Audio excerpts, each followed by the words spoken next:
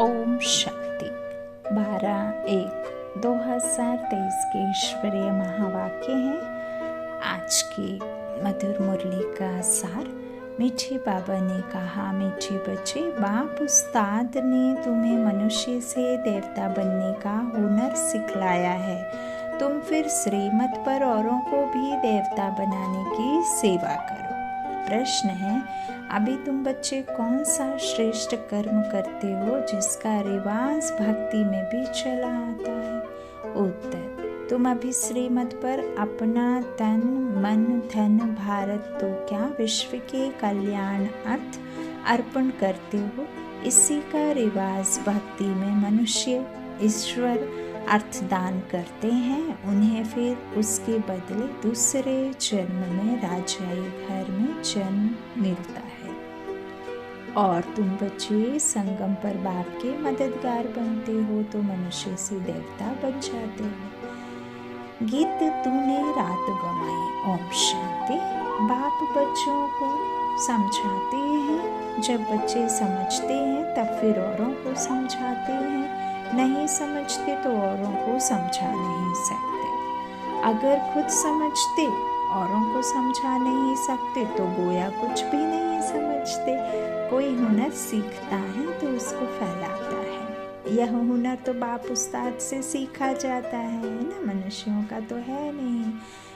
बाबा कहते हैं उस्ताद बाप है, बाप से सीखा जाता है कि मनुष्य से देवता कैसे बनाया जाए, है ना। मनुष्य तो एक इंजीनियर बना सकता है, डॉक्टर बना सकता है, आपको कुछ भी इस तरह से टीचर बना सकता है, जज वकील ये सब बना सकता है मनुष्य। लेकिन मनुष्य को क्या नहीं कर सकता, देवता नहीं बना सकता। देवता तो बाप उस्ताद ही बना सकते हैं। जो भगवान है वो तो बनाएंगे अपने जैसा, है ना। तो देवताएं जिनके चित्र भी हैं मनुष्य को देवता बनाते हैं तो गोया वह देवता भी नहीं है। देवताओं के गुण गाए जाते हैं। सर्वगुण संपन्न 16 कला संपन्न, है ना। तो यहाँ कोई मनुष्य के तो ऐसे गुण नहीं गाए जाते। मनुष्य मंदिरों में जाकर देवताओं के गुणगान करते हैं, गुण गाते हैं। भल पवित्र तो सन्यासी भी हैं, परंतु मनुष्य उन्हों के ऐसे गुण नहीं गाते। वह सन्यासी तो शास्त्र आदि भी सुनाते हैं, देवताओं ने तो कुछ नहीं सुनाया है। वह तो प्रारब्ध भोगते हैं, है ना। यह ज्ञान तो यहाँ ही संगम पर मिलेगा, संगम पर ही रह जाएगा। देवताओं के साथ तो यह कुछ जाता नहीं। अगले जन्म में पुरुषार्थ कर मनुष्य से देवता बने थे। अभी कोई में भी देवताओं जैसे गुण नहीं हैं। जहाँ गुण नहीं वहाँ जरूर अवगुण। सतयुग में इसी भारत में यथा राजा रानी तथा प्रजा सर्वगुण संपन्न थे। उसमें बाबा कहते उनमें सभी गुण थे। उन देवताओं के ही गुण गाए जाते हैं। उस समय और धर्म थे नहीं, गुण वाले देवताएं थे सतयुग में, और अब गुण वाले मनुष्य हैं कलयुग में। मनुष्यों की दुनिया को कलयुग कहते हैं, देवताओं की दुनिया को सतयुग कहते हैं। अब ऐसे गुण वाले मनुष्य को देवता कौन बना दे? गाया भी हुआ है मनुष्य से देवता। यह महिमा तो है परमपिता परमात्मा की। है तो देवताएं भी मनुष्य, परंतु उनमें गुण हैं, उनमें अब गुण हैं। बाबा कहते गुण प्राप्त होते हैं बाप से, जिसको सतगुरु भी कहते हैं। अब गुण प्राप्त होते हैं माया रावण से। इतने गुणवान फिर अब गुणी कैसे बनते हैं? सर्व गुण संपन्न और फिर सर्व अवगुण संपन्न कौन बनाते हैं? यह तुम बच्चे जानते हो। गाते भी हैं मुझ निर्गुण हारे में कोई गुण नहीं। देवताओं के कितने गुण गाते हैं इस समय, तो वह गुण किसी में नहीं है। खान पान आदि कितना गंदा है। देवताएं हैं वैष्णव संप्रदाय और इस समय के मनुष्य हैं रावण संप्रदाय। यह पुरानी दुनिया है, नई दुनिया रचने वाला तो रचता बाप ही है ना। खान पान कितना बदल गया है। सिर्फ ड्रेस को नहीं देखना है, देखा जाता है खान पान और भिखारीपन को। बाप खुद कहते हैं मुझे भारत में ही आना पड़ता है। ब्रह्मा मुख वंशावली ब्राह्मणियों द्वारा स्थापना कराता हूँ। यह ब्राह्मण ब्राह्मणों का यज्ञ है ना।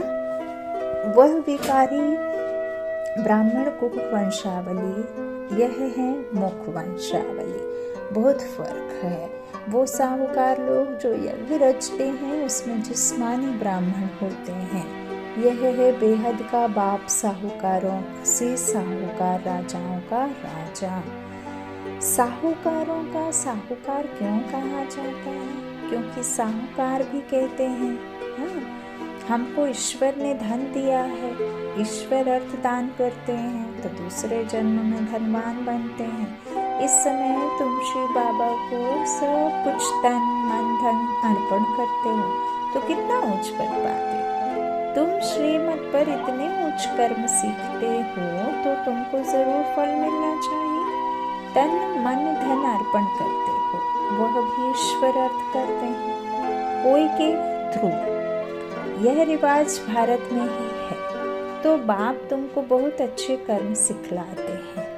तुम यह कर्तव्य सिर्फ भारत तो क्या परंतु सारी दुनिया के कल्याणार्थ करते हो तो उसका एवजा मिलता है, मनुष्य से देवता बनने का। जो श्रीमत पर जैसा कर्म करते हैं ऐसा फल मिलता है। हम साक्षी हो देखते रहते हैं कौन श्रीमत पर चल मनुष्य को देवता बनाने की सेवा करते हैं, कितना जीवन परिवर्तन हो जाता है। श्रीमत पर चलने वाले ब्राह्मण ठहरे। बाप कहते हैं ब्राह्मणों द्वारा शूद्रों को बैठ राजयोग सिखलाता हूँ। 5000 वर्ष की बात है। भारत में ही देवी देवताओं का राज्य था। चित्र दिखाने चाहिए, चित्रों बिगर समझेंगे पता नहीं यह कौन सा नया धर्म है जो शायद विलायत से आता है। चित्र दिखाने से समझेंगे यह देवताओं को मानते हैं। तो समझाना है कि श्री नारायण के अंतिम 84 जन्म में परमपिता परमात्मा ने प्रवेश किया है और राजयोग सिखला रहे हैं। यह उनके 84वें जन्म का अंत है। जो सूर्यवंशी देवता थे उन सभी को आकर फिर से राजयोग सीखना है। ड्रामा अनुसार पुरुषार्थ भी जरूर करेंगे। तुम बच्चे अभी सम्मुख सुन रहे हो और बच्चे फिर स्टेप द्वारा सुनेंगे तो समझेंगे हम भी माता पिता के साथ फिर सो देवता बन रहे हैं। इस समय 84वें जन्म में पूरे व्यागर जरूर बनना है। आत्मा बाप को सब कुछ सरेंडर करती है। यह शरीर ही अश्व है जो स्वाहा होता है। आत्मा खुद बोलती है हम बाप के बने हैं, दूसरा न कोई। मैं आत्मा इस जीव द्वारा परमपिता परमात्मा के डायरेक्शन अनुसार सेवा कर रहा हूँ। बाप कहते हैं योग भी सिखाओ और सृष्टि चक्र कैसे फिरता है वह भी समझाओ। जिसने सारा चक्र पास किया होगा वह इन बातों को झट समझेंगे। जो 84 के चक्र में आए होंगे, बाबा कहते हैं जो सतयुगी राज्य में आए होंगे आदि में, वह यह चक्र जिसने पास किया होगा वह झट समझेंगे और फिर समझाएंगे भी। जो इस चक्र में आने वाले नहीं होगा वह ठहरेगा नहीं। ऐसे नहीं सारी सृष्टि आएगी, है ना। सारी सृष्टि आनी ही होती तो फिर ड्रामा की सीन कुछ और ही होती है ना। ड्रामा तो ऐसा नहीं है, इसमें भी प्रजा ढेर आएगी। राजा रानी तो एक होता है ना। जैसे लक्ष्मी नारायण एक गाया जाता है, राम सीता एक गाया जाता है, प्रिंस प्रिंसेस तो और भी होंगे। ऐसे तो है नहीं कि एक ही बच्चा होगा राज्य में, है ना, एक ही रानी होगी, एक ही राजकुमारी होगी, नहीं। प्रिंस प्रिंसेस तो और भी होंगे। मुख्य तो एक होगा ना, महाराजा महारानी तो एक ही होगा। तो ऐसा राजा रानी बनने के लिए बहुत मेहनत करनी है। साक्षी हो देखने से पता पड़ता है यह साहूकार राजाई कुल का है या गरीब कुल का है। कोई माया से कैसे हारते हैं, जो भागंते भी हो जाते हैं। माया एकदम कच्चा खा जाती है, इसलिए बाबा पूछते हैं राजी खुशी हो। माया के थप्पड़ से बेहोश बीमार तो नहीं पड़ते हो। ऐसे कोई बीमार हो पड़ते हैं, फिर बच्चे उनके पास जाते हैं, ज्ञान योग की संजीवनी बूटी देकर सुरजीत कर देते हैं। ज्ञान और योग में ना रहने कारण माया एकदम काया चट कर देती है ना। कला लैस हो जाते हैं ना एकदम, 16 कला से बिल्कुल उतरते उतरते क्या हो जाते हैं, कलाएं नहीं रह जाती हैं, है ना। तो क्या कर देती है माया, सारी कला काया को छट कर देती है। श्रीमत छोड़ मनमत पर चल पड़ते हैं, माया एकदम बेहोश कर देती है। वास्तव में संजीवनी बूटी यह ज्ञान की है, इसमें माया की बेहोशी उतर जाती है। यह बातें सभी इस समय की हैं, सीताएं भी तुम हो, राम आकर माया रावण से तुमको छुड़ाते हैं। जैसे बच्चों को सिंध में छुड़ाया, रावण लोग फिर चुरा ले जाते थे। अभी तुमको फिर माया के चंबे से सबको छुड़ाना है। बाबा को तो तरस पड़ता है, पिता है तो बच्चों के ऊपर तरस तो आएगा। देखते हैं कैसे माया थप्पड़ लगाए बच्चों की बुद्धि ही एकदम फिरा देती है। राम से बुद्धि फिर रावण की तरफ कर देती है। जैसे एक खिलौना होता है, एक तरफ राम एक तरफ रावण, इसको कहा जाता है आश्चर्यवत बाप का बनंते फिर रावण का बनंते। माया बड़ी दुस्तर है, चूहे मुहाफिक काट कर खाना खराब कर देती है। इसलिए श्रीमत कभी छोड़नी नहीं है, कठिन चढ़ाई है ना। अपनी मत मानो रावण की मत, उस पर चले तो बहुत घुटका खाएंगे, बहुत बदनामी कराते हैं। ऐसे सभी सेंटर्स पर हैं, नुकसान फिर भी अपना करते हैं। सभी सर्विस करने वाले रूप बसंत छिपे नहीं रहते। दैवी राजधानी स्थापन हो रही है, इसमें सभी अपना अपना पार्ट जरूर बजाएंगे। दौड़ी लगाएंगे तो अपना अपना कल्याण करेंगे। कल्याण भी एकदम स्वर्ग का मालिक, ऐसे वैसे कल्याण नहीं, एकदम स्वर्ग का मालिक। जैसे माँ बाप तख्त नशीन होते हैं तो बच्चों को भी होना है। बाप को फॉलो करना है, नहीं तो अपना पद कम कर देंगे। बाबा ने यह चित्र कोई रखने लिए नहीं बनाए हैं, इनमें बहुत सर्विस करनी है। बड़े बड़े साहूकार लोग लक्ष्मी नारायण का मंदिर बनवाते हैं, परंतु यह किसको पता नहीं है कि यह कब आए, इन्होंने भारत को कैसे सुखी बनाया, जो सभी उन्होंने याद करते हैं। तुम जानते हो कि मंदिर होना चाहिए एक दिल वाला का, यह एक ही काफ़ी है। लक्ष्मी नारायण के मंदिर से भी क्या होगा, वह कोई कल्याणकारी नहीं है। हाँ, लक्ष्मी नारायण को तो खुद दूसरा कोई रचता है, तो फिर रचना को कैसे करेगी। तो बाबा क्या कह रहे, लक्ष्मी नारायण के मंदिर से भी क्या होगा, वह कोई कल्याणकारी थोड़े ही है। शिव का मंदिर बनाते हैं वह भी अर्थ रहित, जानते ही नहीं हैं, बना तो देते हैं लेकिन वो कौन है, कैसे हैं, कहाँ रहते हैं, कब और हैं तो कैसे हैं, है ना। जाना माना पहचानना अलग चीज़ है। तो बाबा कहते हैं मानते थे लेकिन जानते तो नहीं थे, है ना, जानते नहीं हैं, अर्थ रहित हैं, तो उनका ऑक्यूपेशन तो जानते ही नहीं। मंदिर बनाए ऑक्यूपेशन को ना जाने तो क्या कहेंगे। जब स्वर्ग में देवताएं हैं तो मंदिर होते नहीं। जो मंदिर बनाते हैं उन्हों से पूछना चाहिए लक्ष्मी नारायण कब आए थे, उन्होंने क्या सुख दिया था। कुछ समझा नहीं सकते, अब पता हो तो समझाएं, और पता तो बताने वाला एक ही है। तो इससे सिद्ध है कि जिनमें अवगुण है वह गुणवान के मंदिर बनाते हैं। तो बच्चों को बहुत सर्विस का शौक होना चाहिए। बाबा को सर्विस का बहुत शौक है, तब तो ऐसे ऐसे चित्र बनवाते हैं। बल चित्र शिव बाबा बनवाते हैं, परंतु बुद्धि तो दोनों की चलती है। अच्छा, मीठी मीठी सिकी लादे बच्चों प्रति माता पिता बाप दादा का याद प्यार और गुड मॉर्निंग। रूहानी बाप की रूहानी बच्चों को नमस्ते।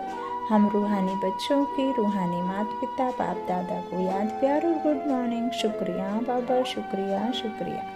रात्रि क्लास 28/6/68 यहाँ सभी बैठे हैं, समझते हैं कि हम आत्माएं हैं। बाप बैठा है, आत्माभिमानी हो बैठना इसको कहा जाता है। सभी ऐसे नहीं बैठे हैं कि हम आत्मा हैं, बाबा के सामने बैठे हैं। अब बाबा ने याद दिलाया है तो स्मृति आएगी, अटेंशन देंगे।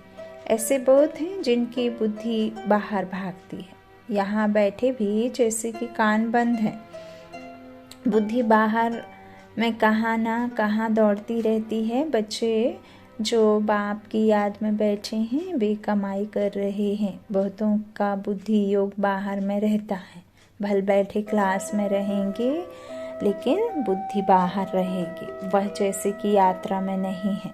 टाइम वेस्ट होता है, बाप को देखने से भी बाबा याद पड़ेगा। नंबरवार पुरुषार्थ अनुसार तो है ही। कोई कोई को पक्की आदत पड़ जाती है, हम आत्मा हैं, शरीर नहीं है। बाप नॉलेज फुल है तो बच्चों को भी नॉलेज आ जाती है। अभी वापस जाना है, चक्र पूरा होगा। बाबा क्या कह रहे हैं, चक्र पूरा होता है, अभी पुरुषार्थ करना है। बहुत गई थोड़ी रही, इम्तिहान के दिनों में फिर बहुत पुरुषार्थ करने लग पड़ेंगे। समझेंगे अगर हम पुरुषार्थ नहीं करेंगे तो ना पास हो जाएंगे, पद भी बहुत कम हो जाएगा। बच्चों का पुरुषार्थ तो चलता ही रहता है, देह अभिमान कारण विकर्म होंगे, इसका 100 गुना दंड हो जाएगा, क्योंकि हमारी निंदा कराते हैं। ऐसा कर्म नहीं करना चाहिए जो बाप का नाम बदनाम हो, इसलिए गाते हैं सतगुरु के निंदक ठौर ना पावे। ठौर माना बादशाही नहीं पाते, है ना। ऐसे नहीं है कि कोई किसी को सजा देंगे, नहीं, कहाँ बादशाही नहीं मिलेगी। आदि और त्रेता में और सतयुग में नहीं आएंगे, है ना। द्वापर से आना शुरू होगा तो पढ़ाने वाला भी बाप है, और कहाँ भी सत्संग में एम ऑब्जेक्ट नहीं है। यह है हमारा बाबा कहते राजयोग, और कोई ऐसे मुख से कुछ कह ना सके कि हम राजयोग सिखलाते हैं। वह तो समझते हैं शांति में ही सुख है, वहाँ तो ना दुख ना सुख की बात है, शांति ही शांति है ना। परम धाम में शांति ही शांति है, ना सुख ना दुख की बात है। तो फिर समझा जाता है इनकी तकदीर में कम है। सभी से तकदीर ऊंची उनकी है जो पहले से पाठ बजाते हैं। वहाँ उनको यह ज्ञान नहीं रहता, वहाँ संकल्प ही नहीं चलते। बच्चे जानते हैं हम सभी अवतार लेते हैं, भिन्न भिन्न नाम रूप में आते हैं। यह ड्रामा है ना, हम आत्माएं शरीर धारण कर इसमें पाठ बजाती हैं, वह सारा राज बाप बैठ समझाते हैं। तुम बच्चों को अंदर में क्या है, अतीन्द्रिय सुख रहता है, अंदर में खुशी रहती है। कहेंगे यह देही अभिमानी है, बाप समझाते हैं तुम स्टूडेंट हो, जानते हो हम देवता स्वर्ग के मालिक बनते हैं। सिर्फ देवता भी नहीं, हम विश्व के मालिक बनने वाले हैं। यह अवस्था स्थायी तब रहेगी जब कर्मातीत अवस्था होगी। ड्रामा प्लान अनुसार होनी है जरूर। तुम समझते हो हम ईश्वरीय परिवार में हैं, स्वर्ग की बादशाही मिलनी है जरूर। जो जास्ती सर्विस करते हैं, बहुतों का कल्याण करते हैं तो जरूर उच्च पद मिलेगा। बाबा ने समझाया है यह योग की बैठक यहाँ हो सकती है, बाहर सेंटर पर ऐसे नहीं हो सकती है। 4 बजे आना, निष्ठा में बैठना, वहाँ कैसे हो सकता है? नहीं, सेंटर में रहने वाले भल बैठे, बाहर वाले को भूले चूके भी कहना नहीं है। समय ऐसा नहीं है, यहाँ ठीक है, घर में ही बैठे हैं। वहाँ तो बाहर से आना पड़ता है, यह सिर्फ यहाँ के लिए है। सुना बाबा क्या कह रहे हैं? बुद्धि में ज्ञान धारण होना चाहिए। हम आत्मा हैं, उनका यह अकाल तख्त है, टैब आदत पड़ जानी चाहिए। हम भाई भाई हैं, भाई से हम बात कर रहे हैं। यहाँ बाबा साक्षी होकर दृष्टा रखने की बात कह रहे हैं। साक्षी दृष्टा माना मैं आत्मा परमपिता परमात्मा की संतान हूँ, और जिस मनुष्य आत्मा से बात कर रहे हैं उसकी प्रगति में देखते हुए कि ये सामने वाली भी आत्मा भाई है, क्योंकि एक पिता की हम आपस में भाई भाई संतान हैं, तो भाई भाई हुए ना। तो ऐसे आत्मा से बात कर रही है, ना कि शरीर को देखना है। तो बाबा क्या कह रहे हैं, हम भाई भाई हैं, भाई से हम बात करते हैं। अपने को आत्मा समझ, बाप को याद करो तो विकर्म विनाश हो जाएंगे। अच्छा, मीठे मीठे रूहानी बच्चों को रूहानी बाप दादा का याद प्यार और गुड नाइट और नमस्ते। शुक्रिया बाबा, शुक्रिया। धारणा के लिए मुख्य सार। पहला, बाबा ने कहा ज्ञान योग की संजीवनी बूटी से स्वयं को माया की बेहोशी से बचाते रहना है। मनमत पर कभी नहीं चलना है, ना मनमत ना परमत, श्रीमत पर ओनली, है ना। दूसरा, रूप बसंत बन सर्विस करनी है, माता पिता को फॉलो कर तख्त नशीन बनना है। वरदान है आज का, अपनी शक्तिशाली स्थिति द्वारा दान और पुण्य करने वाले पूजनीय और गायन योग भव। अंतिम समय में जब कमजोर आत्माएं आप संपूर्ण आत्माओं द्वारा प्राप्ति का थोड़ा भी अनुभव करेंगी, तो यही अंतिम अनुभव के संस्कार लेकर आधा कल्प के लिए अपने घर में विश्रामी होंगी और फिर द्वापर में भक्त बन आपका पूजन और गायन करेंगी। बहुत प्यारा बाबा का वरदान है आज का, इसलिए अंत की कमजोर आत्माओं के प्रति महादानी वरदानी बन अनुभव का दान और पुण्य करो। यह सेकंड का शक्तिशाली स्थिति द्वारा किया हुआ दान और पुण्य आधा कल्प के लिए पूजनीय और गायन योग बना देगा।